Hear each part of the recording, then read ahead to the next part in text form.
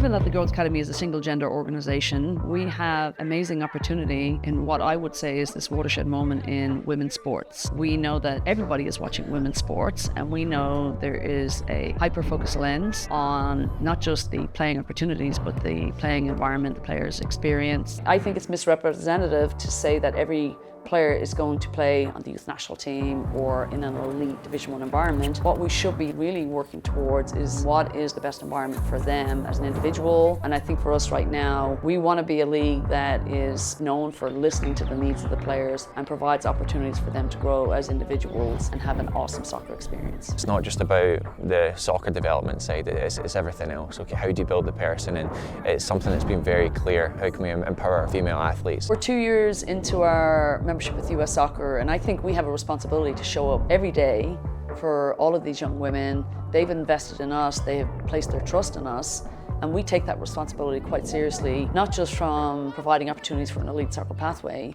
but for us it's really about creating an environment and a culture of excellence. Everything we do is centered around the player experience, the player well-being. We believe in empowering young women to excel, and we're giving them all the resources to do just that. Since the Girls Academy is single gender, our club is single gender, we don't have boys at Florida United, 100% of our resources gets allocated to give them a chance to succeed. You know, boys generally have benefited from those types of investments, and now the resources are being allocated to give girls every opportunity to reach their fullest potential.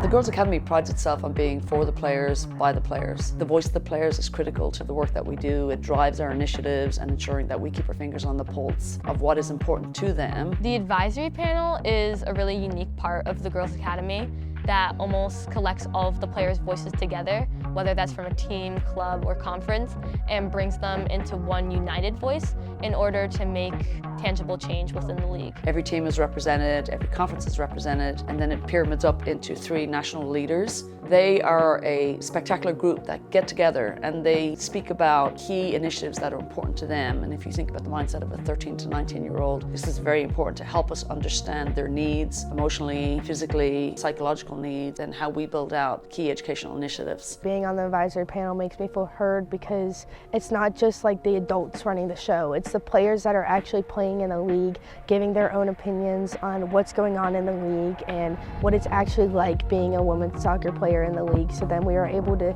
take these concerns or any problems that we might have or any of the good things and build off of those to make the league an even better place to play.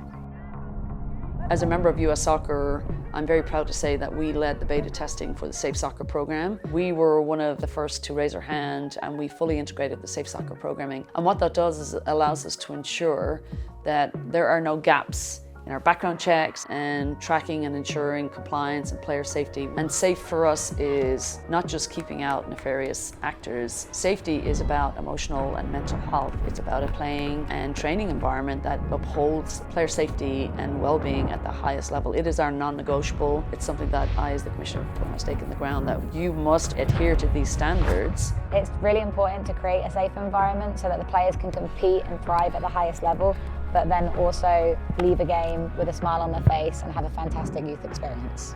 If we can build a foundation of trust between the players and the coaches and uphold the standards that the league expects, coaches can then work to push these players in a manner that allows them to overcome adversity while not compromising their safety or their emotional or mental health.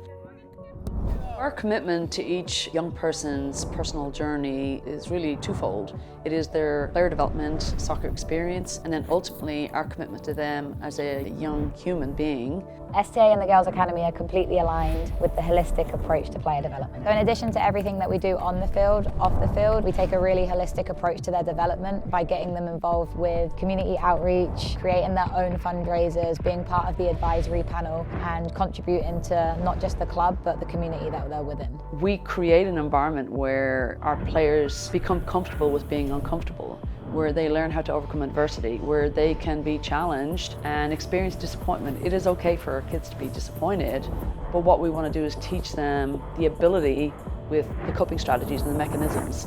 Because what's most important is for those who want to go elite Division 1 or with the youth national team setup, we're teaching them how to go into a competitive cauldron and grow and thrive and survive. But what's equally important is that there are players who could end up going to compete at Division 3 who go into a really competitive academic environment to be an attorney or to go to med school or to go into research.